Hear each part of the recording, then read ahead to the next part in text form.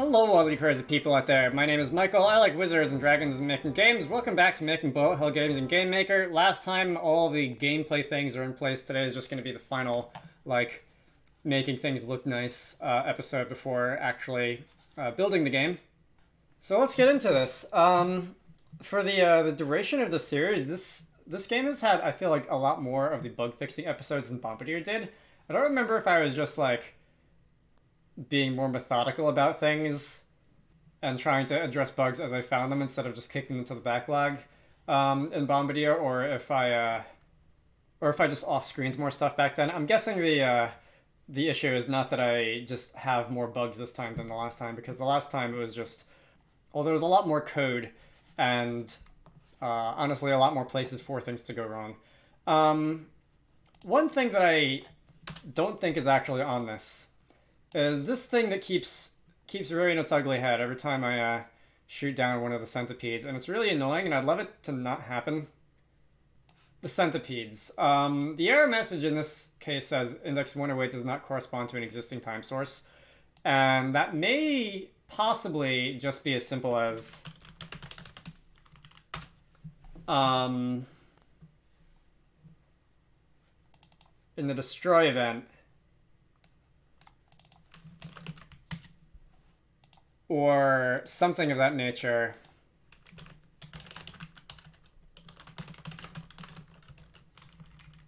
A time source is being attempted to be deleted twice, which I sort of suspect is the case here. I sort of feel like all I have to do to make this not a problem would be to say if time source exists. I don't think there would be any reason for these to be destroyed multiple times.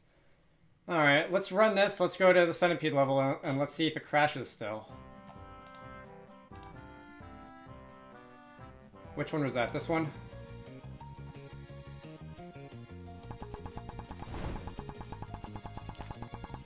And it's always when I hit the second one with fire or something like that. It didn't crash. Let's try it again.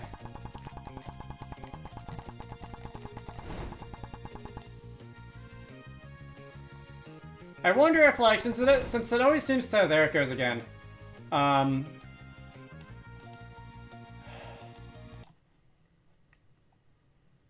Like this, I've tried to fix this problem in like 3 different ways now. At least that was a different error message than the first one.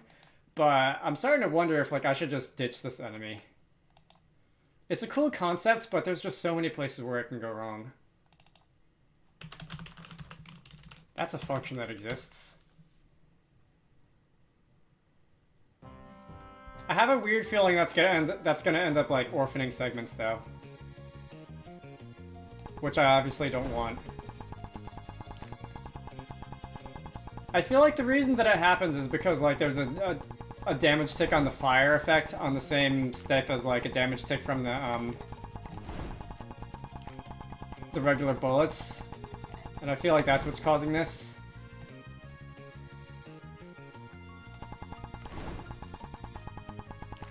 Well, they're not. I'm not seeing any orphan segments. Okay, that's creepy. That's impressively creepy. It's an interesting effect. I just viscerally hate it.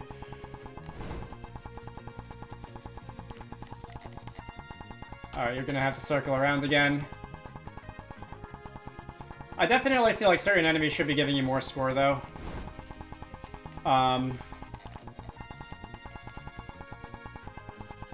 For how annoying they are. For some reason, I feel like there was a glitch earlier where progress, like level clear data progress, wasn't being saved, but that was either not a thing to begin with. It was either not a thing to begin with, or it was it's already been fixed. The only one I won there was a speedy. Yeah, centipede should definitely give you more score for how annoying they are to deal with. Anyway, fixed some more centipede crashes. Let's see, on that subject, variable definitions, the point value for you, I feel like you should be like 60, and can I give the segments... Huh. Your point value is 42, hang on.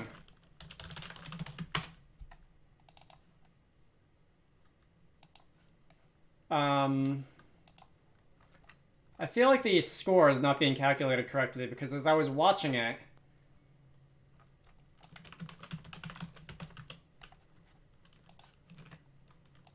I felt like it was not going up by increments of like 40. Oh, it's not a continuous reduction per second. It's like... Oh, yes, it is. Wait, hang on. What's the math for that doing? Okay. No, it is a continuous reduction. It's just a rather high one. It is a quarter of a score per second.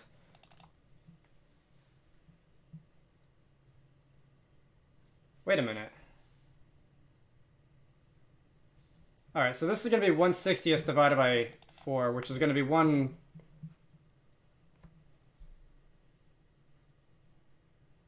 2/40th per frame.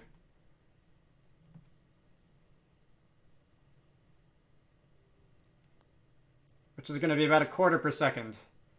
That could just be high because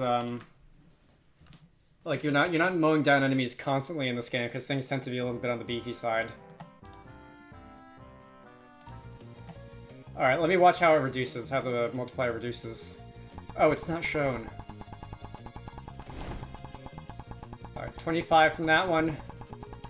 50 from that one. Alright, yeah, it's being reduced too fast.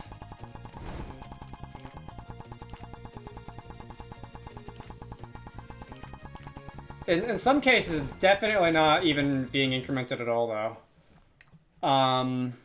Which is a problem. Alright, so to make a long story short, I've realized what the problem is, and that these numbers are just utter nonsense, basically. So when you kill an enemy, your score multiplier goes up by 0.5, which is 1/20th, which is, like, within the realm of reasonable, but after the 2-second duration of the cooldown, when it starts to reduce, it goes down by, in this case, 1/600th. Which is better than the 1/240th per frame that I had it at before, but that's still a matter of after 0.05 divided by 0.0016 repeating after 30 frames, which is about half of a second. It's going to be reduced again. So this needs to be like an order of magnitude lower. It would probably also help if I increase the timer duration, like the cooldown duration, and like brought this down to like 1/40th.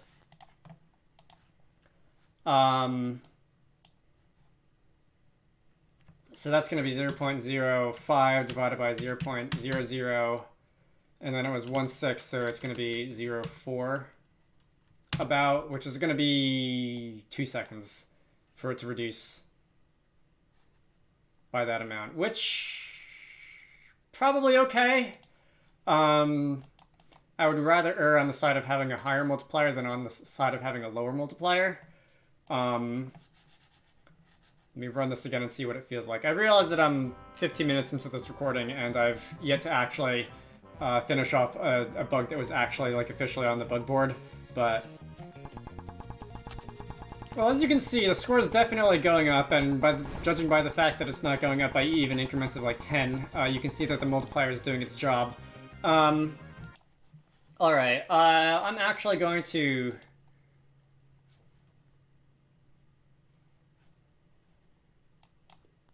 undo that change to the,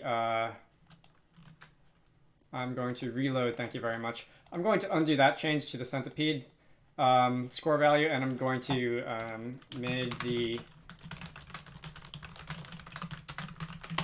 the score multiplier values make sense. That feels like I didn't even like do the math the first time to see if the numbers made sense. Or it's also possible that I did do the math and I just did it completely incorrectly. So Oh, this was already done too. End of level UI showing acquired stars. All right. So I did remember to write that down. Boss health bar colors, red, brown, green is pretty ugly because of the way that the color blending works. Yeah, that's going to be easy enough. In the boss template object, we have a GUI event of some sort, a boss UI event, and I can simply have the, let's say, that's going to be the fraction of health that we have. Got to define that as that calculation here, and then we can say var, let's say fill color is going to be, let's say defaulting to green, and then if f is less than a quarter, we can make it red, else if f is less than half, we can make it something like yellow.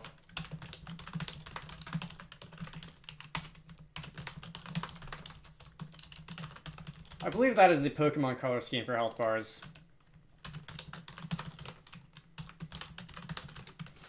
Okay. I am going to need to play a level with a boss. I think at some point, like, I had in mind that I wasn't even going to use draw a health bar for this. I was going to use, like, an actual health bar sprite or something, and then that just, like, patently never happened. I still feel like this desert background is a little on the bright side. Alright, here we are. This is our boss health bar, and it is green, and it's going to be green for the first 2 stages. And I'm going to start to regret not having bought a damage upgrade when I was in the menu last, because this is going to take a moment. And you're going to give off a hiss of smoke, summon in some friends. That's fantastic. I'm glad you've got this many friends. And we can start attacking again. There's, I believe, somewhere between 2 or 5 seconds of invulnerability for you guys between HP stages, in which case, like, you can't take damage. Anyway, you are still green. You're going to turn yellow approximately in a couple seconds now. And you're going to summon more friends. Wonderful.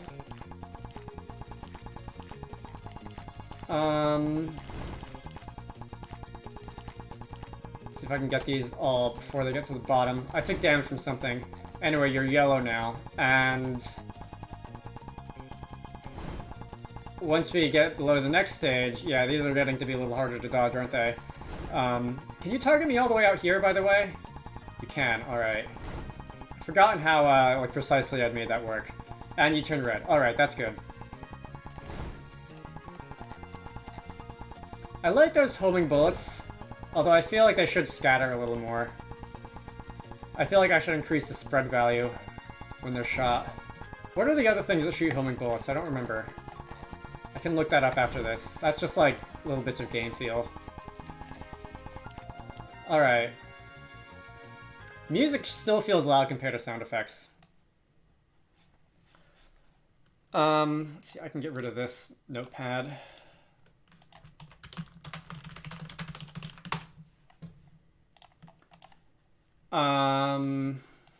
You need to go away. If I'm gonna reduce the volume of music a little more, can I make that 0.15? Maybe. BGM title maybe like 0.3. It shouldn't be overpoweringly loud. The volume on my computer isn't that high. What else did I say? So off the top of my head, there's entity player, and then what's your shot velocity? Default shot velocity. I can make this. Can I make this 480? Make it a little faster. I just want it to not be faster than the player's own movement speed. Oh, by the way, what is the player's own movement speed? I can check that too. Oh, the player's movement speed is 720. Alright, that'll definitely require a little bit of a higher higher increase than just like 50% or whatever this was. Can I make that 760? That'll be a little more than double the original bullet speed, I think. Oh wow, okay. That's definitely too fast. Hold up a minute. Is the player's movement speed actually that fast? Let's just feel it out. Maybe it will be okay after all if the bullets move faster than if the player moves faster than the player, as long as it's not like ridiculously. All right, this isn't bad. I feel like this is more makes more sense. And also, I forgot to mention this too, but the sound effect that plays when the player shoots is kind of a hollow like ballistic popping noise, as if it's being like propelled by like a pneumatic piston or a little miniature explosion or something like that. And when the bullets were just like floating across the screen, it really didn't feel like that. And I feel like this feels a lot better. It makes the sound effect feel better too. So that's how I'm going to justify that change.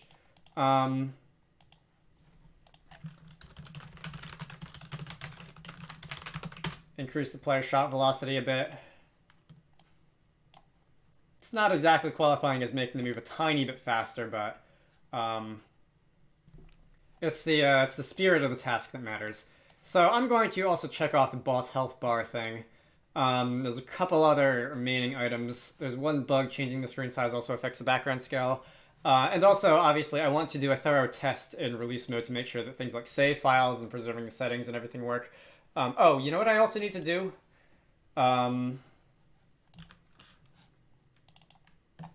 Speaking of exactly that. Settings. Which one of you are... Come on, click. Which one of you are the background music sound?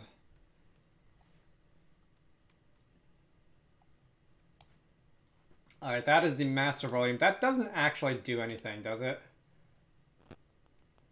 Settings, audio, apply volume. Does it do anything? Oh, okay. It already does. There is, however, the matter of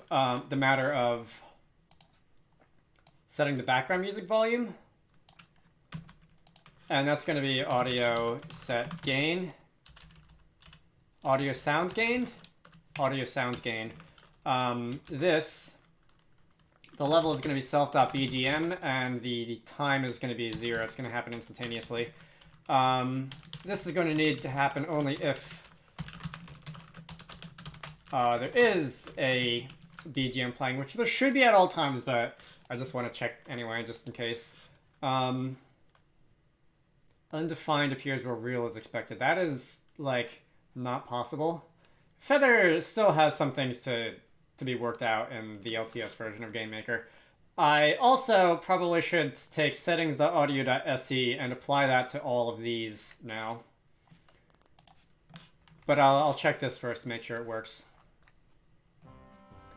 However...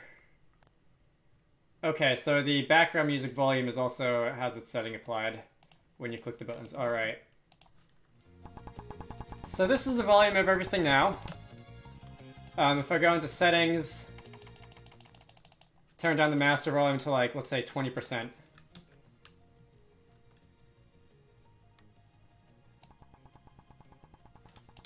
Alright, and if I turn it down to 0%, good. Alright, you don't hear anything. That's the whole point.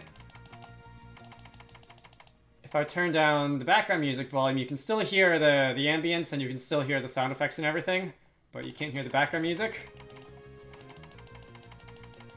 And that hasn't been implemented yet. Alright, it will be implemented next. The new audio effects system in GameMaker will make this a little bit easier. Because I believe one of the new audio effects in question is just a simple volume control. So you could, like, put multiple sound effects in a single audio bus, as they're called, and you could just set the volume of the bus without having to, like, manually set the volume of all the individual background musics or the individual sound effects or anything like that. But I am on the LTS version of GameMaker right now, and we do not currently have that. The gain is going to need to be settings.audio.se, right? That's what we established that it was. I should probably at least like configure the feather like naming conventions settings in the LTS version of GameMaker because at least like let it not complain about the fact that I have two different prefixes for my the audio in my games. I always separate them by SC underscore and BGM underscore, a naming convention borrowed from RPG Maker. Sort of. RPG Maker doesn't have generic sound assets the way that we do here. Anyway.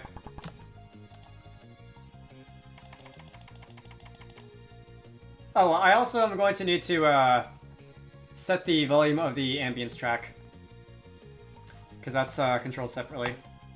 Alright, so no more sound effects for you. I can just, like, bail out of there. And also, audio sound gain, and at the moment there's only one piece of ambience. So I should just set the volume of that sound directly, I think. Okay, feels like we're making progress. Although again, this was not on the bug board. I can just check this one here. Really? Alright. Can I not? Oh, that needs to be SE. I was gonna say, am I not allowed to set the volume of a sound effect just as a sound effect asset, but alright. It helps when I'm the one screwing stuff up in Up Game Maker. So that's the volume controls. We can say the sound effect volume.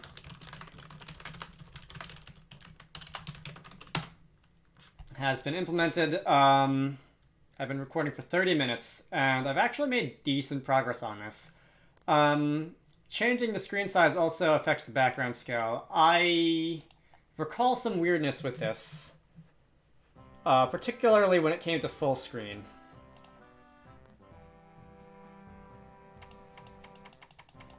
So that is super pixely. If I were to go into full screen,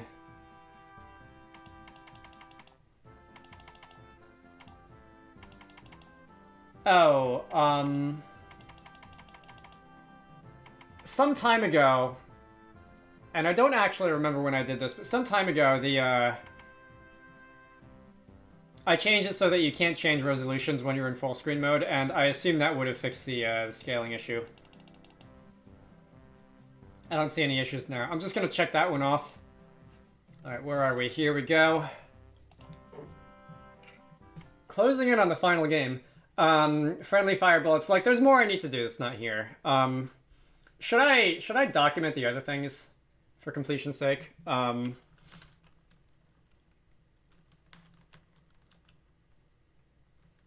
don't even remember what I did a couple minutes ago now.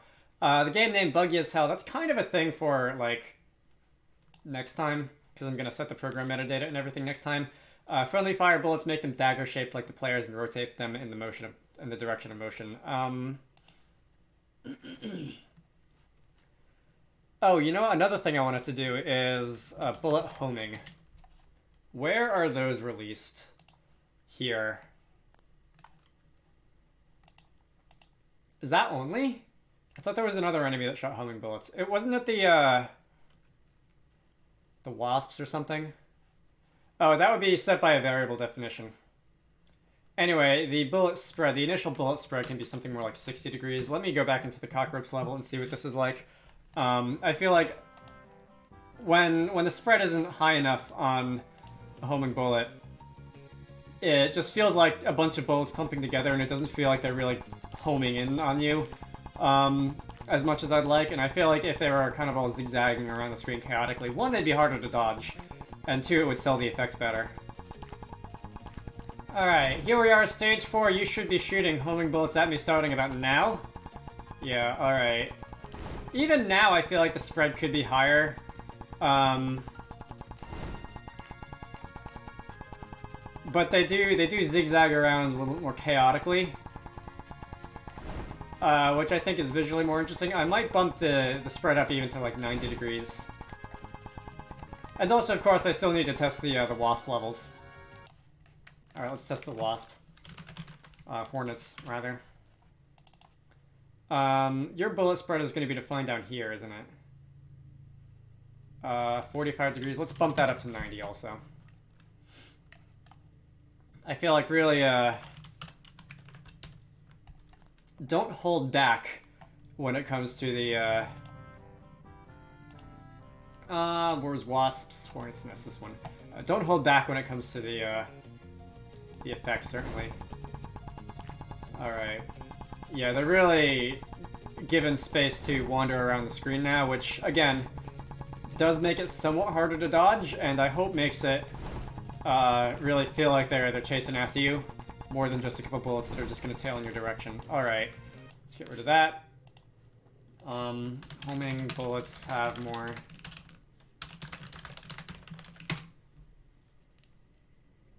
Okay. There's also friendly fire bullets. I believe the only things that shoot those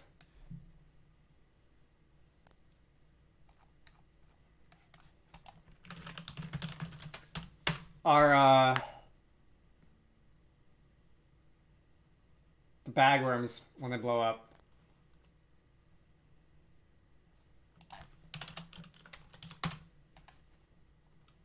Oh, and pillbugs too. Alright, pillbugs. Oh, there's already a friendly fire spray. That's right, that's the diamond thing.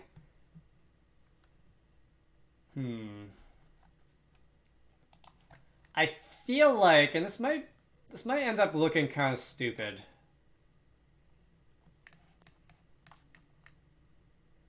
But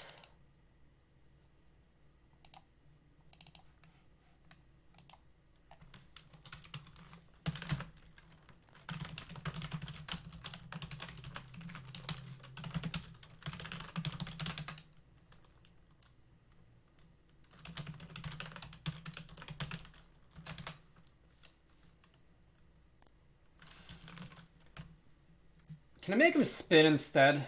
Like, I don't know, stereotypical ninja stars or something like that? Does that make him feel a little bit more dangerous? If I just feed bullets into you real fast.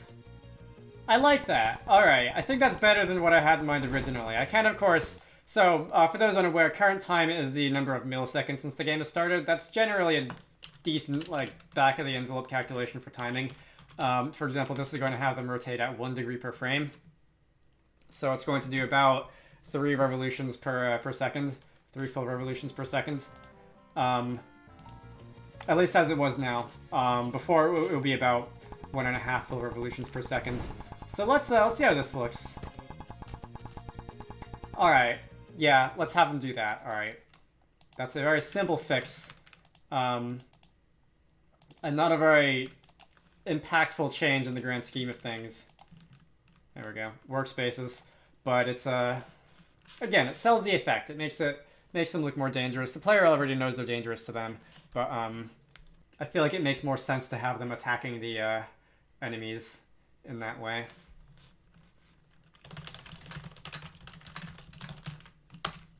Okay.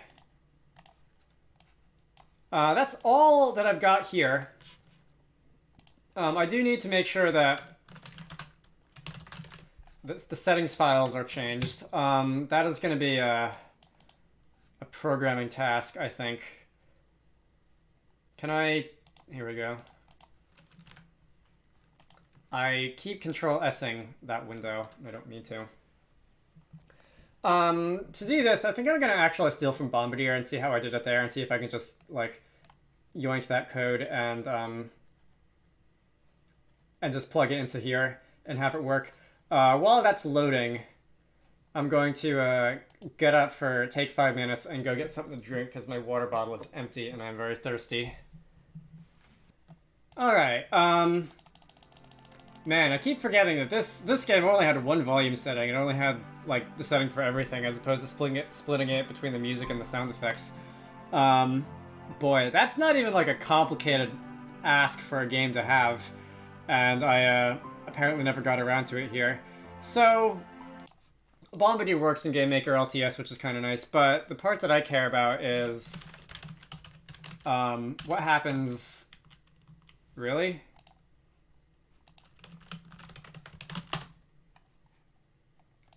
Okay. Wow. I hate this.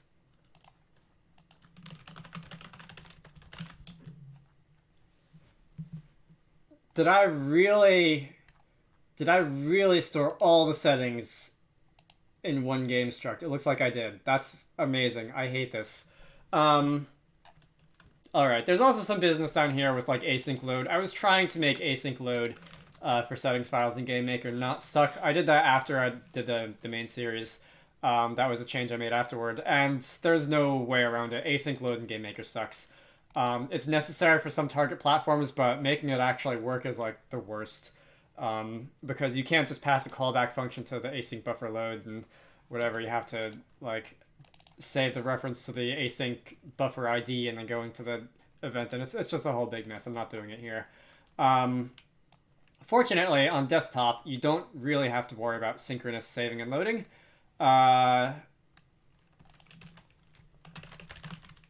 So I'm going to not think about that ever again. When new runtime comes out, I believe Russell K has said that we will be able to just pass a callback function to the async buffer related things, and that'll make it a whole lot easier. But right now, I want a save settings function, and I'm gonna have to like figure out where all these things are going, like the language index and the audio.bgm and audio.sc and audio.master and whatever. But this is not going to be hard. All right, so firstly, the settings file name can be settings.json as per tradition. No semicolon, that's a macro.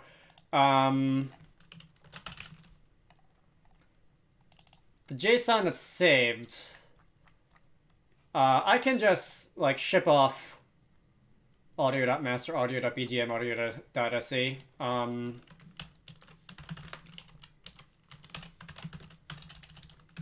And what even? And for some things like the language index, that's just there. The rest of the things, such as the like, I don't want to just ship off the video struct, because that contains some things like default frame rates, which if the player messes with, could cause problems. If the player wants to enter in a custom frame rate for like having the game run at like 240 FPS or something insane like that, I'm not going to stop them, but also like, I don't want them to mess with the core game by like messing with the default frame rate structs and that sort of thing. So I can say video, and we can make this like a sanitized version.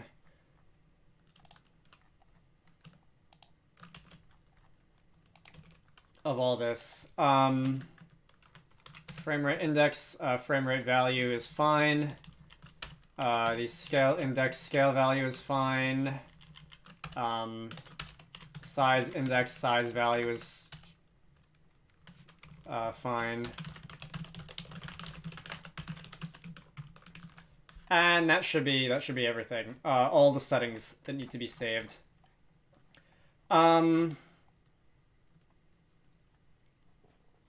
Let's see. Whenever a setting is changed, I can go into creation code and I can say settings.save. I'm just going to call it settings.save instead of settings.save settings, because that would be a little bit wordy.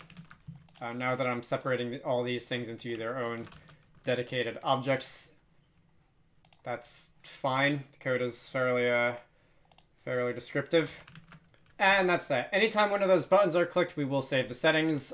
Before trying to load them back in, I'm just going to pop into the local storage of this game and make sure that everything is saved as it's intended to be. There's one thing that I'm forgetting here, and that is going to be full screen. And that's not going to be a value, that's just going to be window get full screen like that.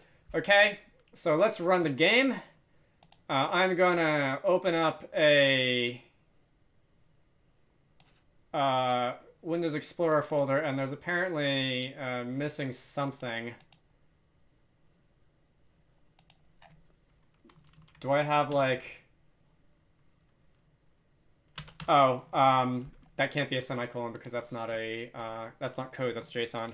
Let's see, I'm gonna open up just any settings. Let's say if I want to drop the resolution scale to 40%, that's fine. Let's say if I want to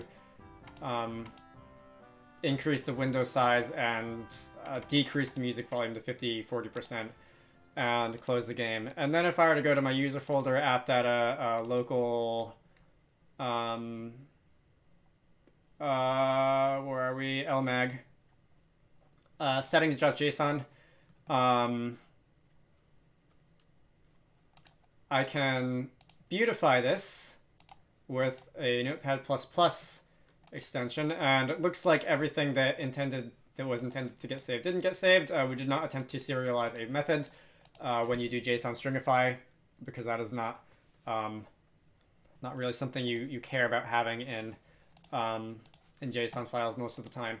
All right, save the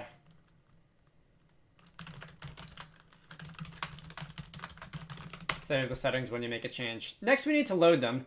I'm going to write a mirror to this, and this is going to be load, and that's going to be a function, and we can do the same thing in reverse.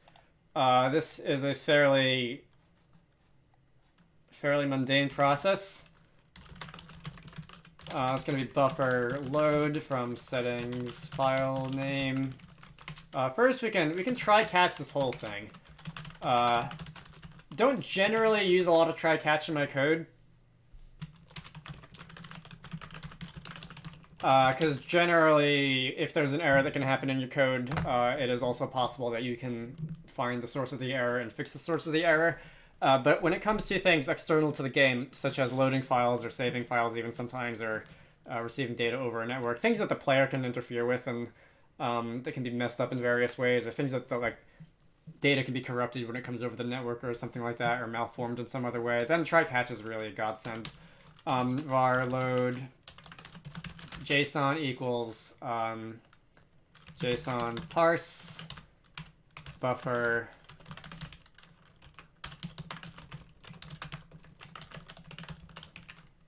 text, and from here we can go about and decode each and every one of these things. So, for example, and this might be a little overkill, but I'm going to self.audio.master equals clamp. I'm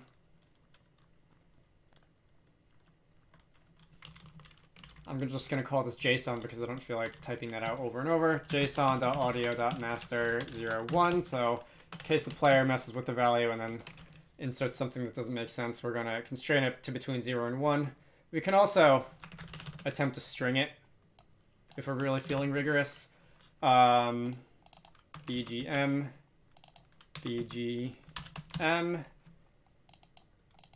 SE,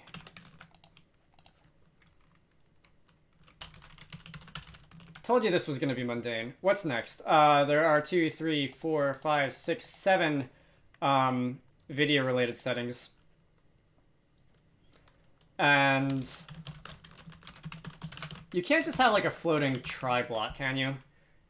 Like, I do have something in the catch block over here, but I'm just curious if you can like have a floating try block and then just like try a line of code and discard it if it doesn't work. Whatever.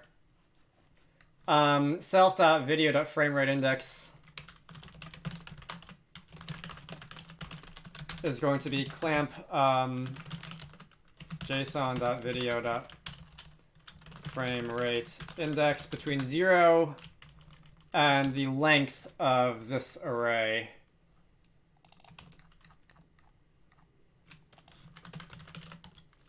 I think I can the length -1. I think I can full screen that now. You know, I don't even need anything in the catch block over here, because if this doesn't pass, the default value won't have changed. Okay. I told you that was going to be immensely tedious, and I eventually just decided that I wasn't going to leave it in because that was a lot of typing. Let's see, when I run the game now, either we're going to see an error in the console or we're going to have all the settings loaded. Oh, you know what? This isn't being called anywhere. Might not be a bad idea to do that when, for example, the game starts. Oh, I'm also going to have to do a little more, aren't I, for things related to, like, the actual width and the height. So I'm going to have to say apply FPS, apply scale. Actually, I won't have to say apply scale because that's... I'm okay. I won't have to say apply scale because, that's just getting the value out of the array, basically. But self.video.apply FPS, self.video.apply screen size. And I'll do that down here.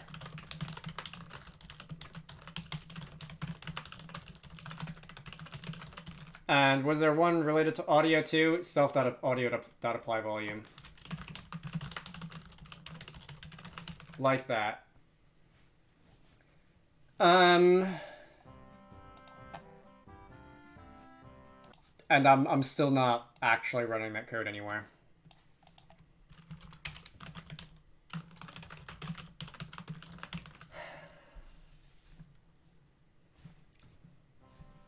Alright, there we go. I see the window is a different size. I see the...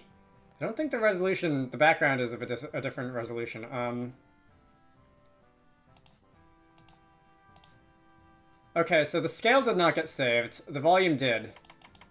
If I change all these...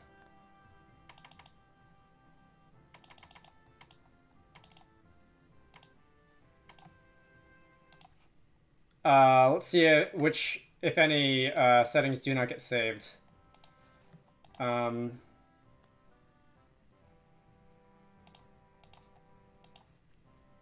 rate got saved, resolution got saved, the scale did not, volume, and the language did not. Not that...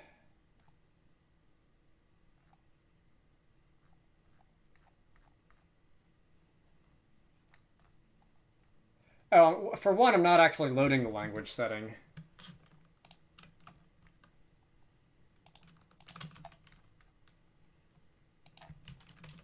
And I probably should be.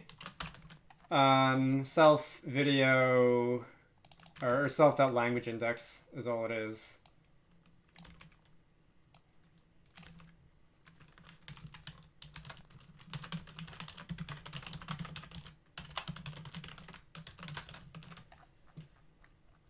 That's an array. As for the scale... Oh, it's not a vector, is it? It's just a scalar, so it's the same on both axes. Okay, I didn't... Okay. In WizardDux, I made it a vector, which can be scaled differently on each axis. But that's really a minor thing for a game like this. And now we are loading the background scale. Okay, that's great. Yeah, generally, you don't care that much about being able to set the horizontal and vertical scales in the games like upscaling from the rendering resolution, unless you're playing like a really crazy AAA game. I do it because it's easy, and because it can help when I want to make my game run on a Raspberry Pi.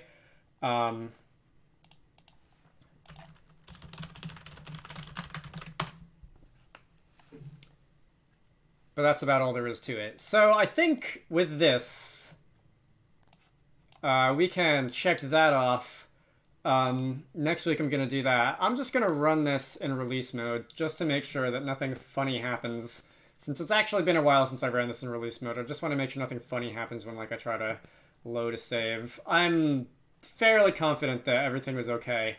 Set that back to 60. I'm fairly confident that everything was okay. When it came to my save file. Oh, you know what else I wanted to do? Oh, okay, I gotta do this now or else I'm not gonna remember.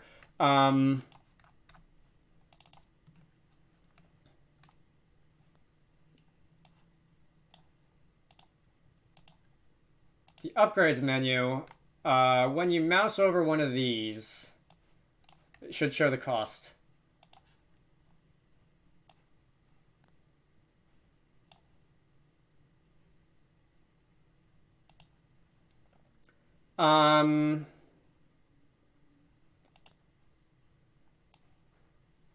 Let's say I can say if this is less than 3.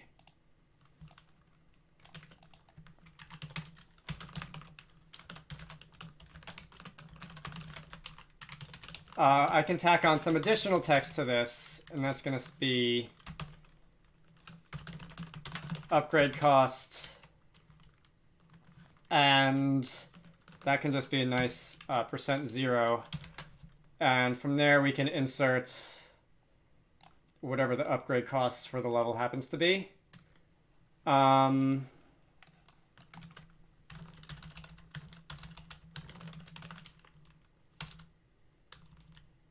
Upgrade database. Where is it?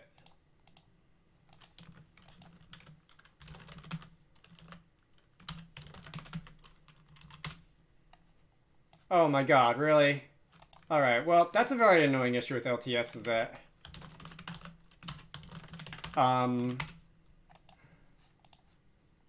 where is... I don't believe this.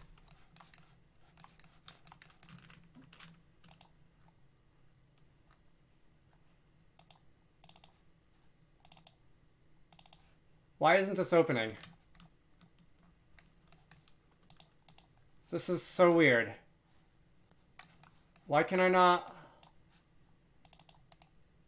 I can open it in the inspector, yeah. I can't...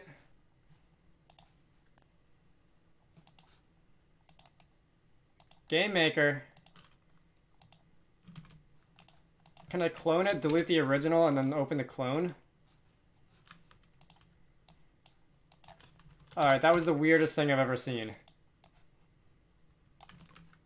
Alright, spooky. So the upgrade cost is just, basically the next level, right? Alright, I actually don't even see it mentioned in here. I want to say the upgrade cost is going to be, see what happens when I click on this.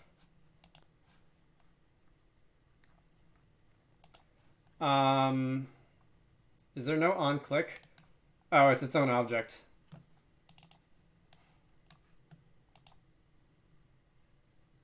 Okay, yeah, it's literally just the next level. The cost is just the next level.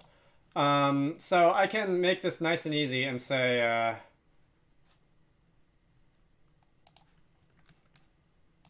cost is going to be upgrades.special recharge rate +1.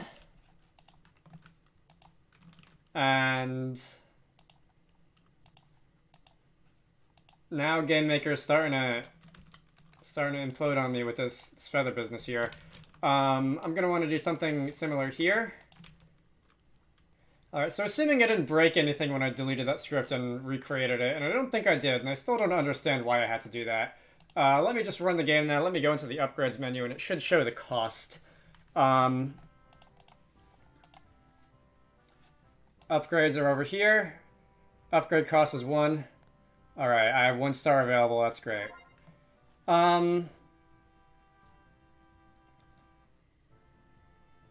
If I were to give myself, like, infinite stars, then, I would be able to, like, fill out this upgrade tree, and then you wouldn't see any more, like, upgrade costs at the bottom. But that's okay.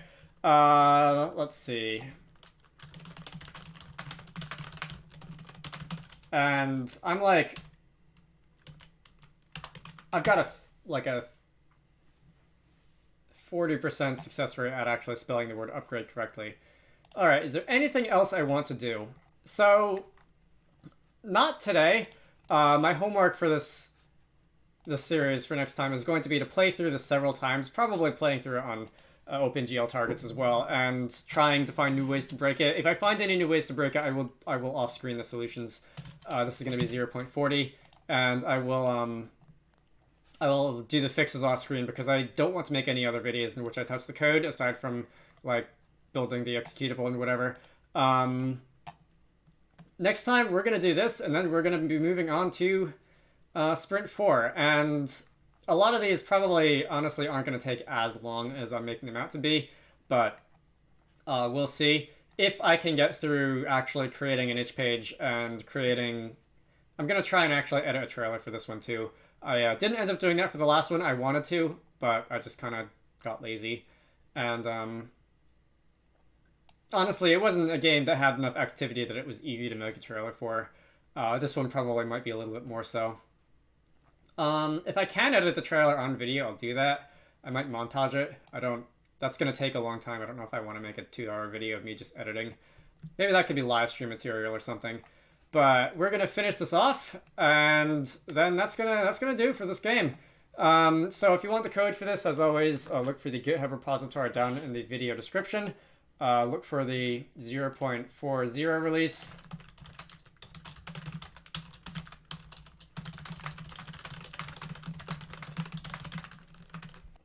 If you have any questions, comments on anything on the game, on the video, on whatever that you would like to see addressed in the postmortem that will come at the end, post them in the comments down below, and I will probably, hopefully, be able to address them. I have a Patreon, so if you want to contribute to this YouTube channel, links to that can be found in all the usual places. Otherwise, I try to post about 2 game dev videos a week. One tutorial, and one Let's Make a Game, which is currently coming to an end. And I will see you all later. Alright, fine. Because I've actually not remembered to do this in a couple weeks now, I think. Here is the project dashboard.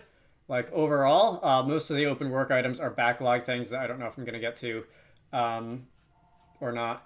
And here is the overall project metrics. So 98% of the way there in terms of work items, that actually lines up really closely to like how many videos there are in the series versus how many there's probably going to be by the end.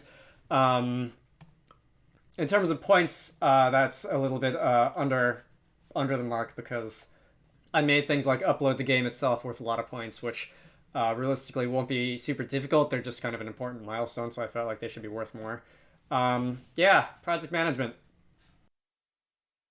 Special thanks to Army Armbuster, DJ Gibbles, Edward Holt, Game Maker, Harold Guidry, Jonathan Bernardez, Kiexi, Sindra Larson, Squarecrowd, The Oz, and Zenjamin for supporting these videos. If you want to support the channel, head on over to the Patreon page down in the video description to join the fun.